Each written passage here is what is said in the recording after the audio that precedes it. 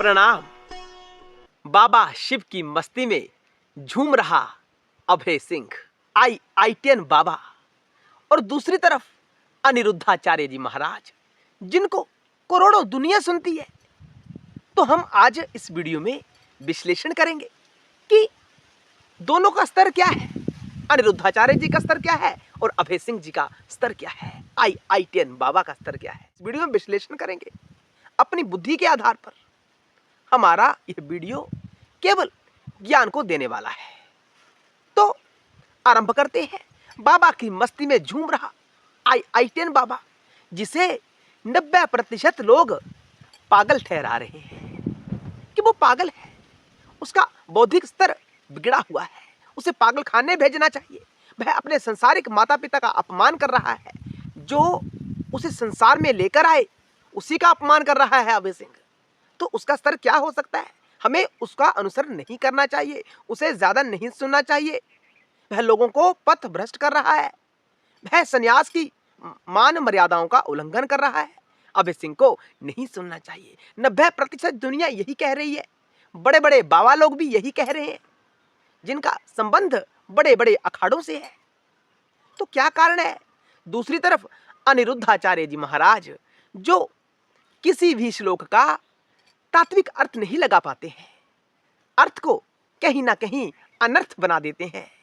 उनको तो करोड़ों दुनिया सुन रही है, उनके ऊपर कोई टिप्पणी करता ही नहीं है कि इनको नहीं सुनना चाहिए, इनको फॉलो नहीं करना चाहिए।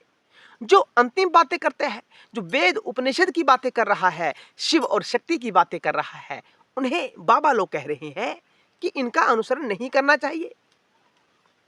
ये बिगाड़ रहा है जनता को। क्या कारण है इसका? क्या स्तर है उनका?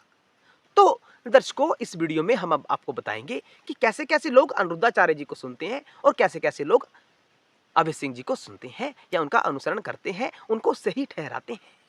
तो जो अभी अध्यात्म में नए नए आए हैं, जिन्होंने कदम रखा है अभी अध्यात्म में, अध्यात्म के बारे में जानना चाहते हैं, धूप अगरबत्ती करते हैं, या जिनका रस कथाओं में है, वह तो अनिरुद्धाचार्य जी को फॉलो करते हैं, उनका प्रवचन सुनते हैं। वह पारिवारिक प्रवचन करते हैं, पारिवारिक क्लेशों को सुधारने का प्रयास करते हैं अपने प्रवचन में। वो गलत नहीं कहते। अनिरुद्धाचार्य जी की बातें साधारण जनमानस की बुद्धि में प्रवेश करेंगी, उनको बातें समझ आएंगी।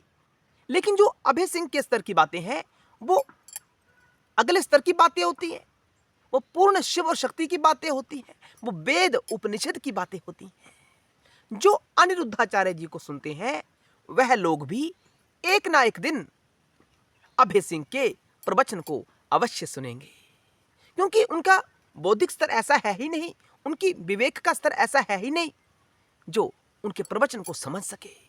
वो उपनिषद की बातें होती है, तात्विक विवेचन होता है, शिव और शक्ति को तात्विक विवेचन से समझाने का प्रयास करते हैं अभय सिंह, और उसी ज्ञान में प्रतिष्ठित रहने का भी अभ्यास करते हैं। वो कहते हैं कि बड़े बड़े संत लोग बातें तो करते हैं, प्रवचन तो करते हैं, मैं उन बातों को जीवन में धारण करके बताता हूं, मैं उन बातों को जीवन में धारण करता हूं, मैं जीकर दिखाता हूं।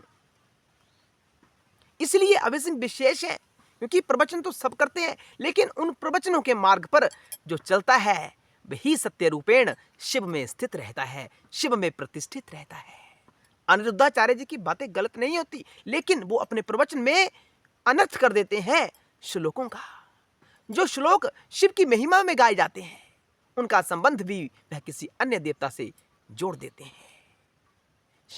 अप्रत्यक्ष रूप से वह शंकर जी का अपमान करते हैं, लेकिन बाबा का अपमान कौन कर सकता है? वो नादान है। उनकी बातों को सुने, लेकिन एक न एक दिन मुक्ति के लिए, शांति के लिए, विश्राम के लिए आपको जो अभय सिंह वाला ज्ञान है, वह जीवन में अवश्य धारण करना पड़ेगा।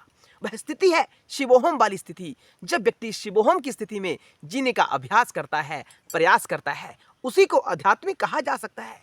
अगरबत्ती करने वाले को आध्यात्मिक नहीं कहा जाता।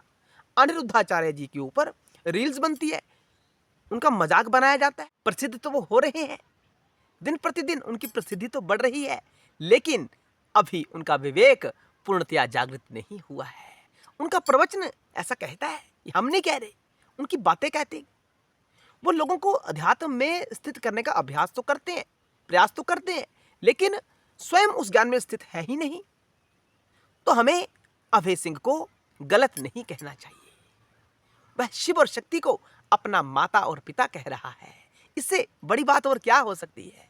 परम शिव जो सबका मूल है, जहां से विश्व का आरंभ होता है, जहां से ब्रह्मा, नारायण और रुद्र की उत्पत्ति होती है, उन्हीं से सारा संसार उत्पन्न होता है। वो उसको माता और पिता कह रहा है।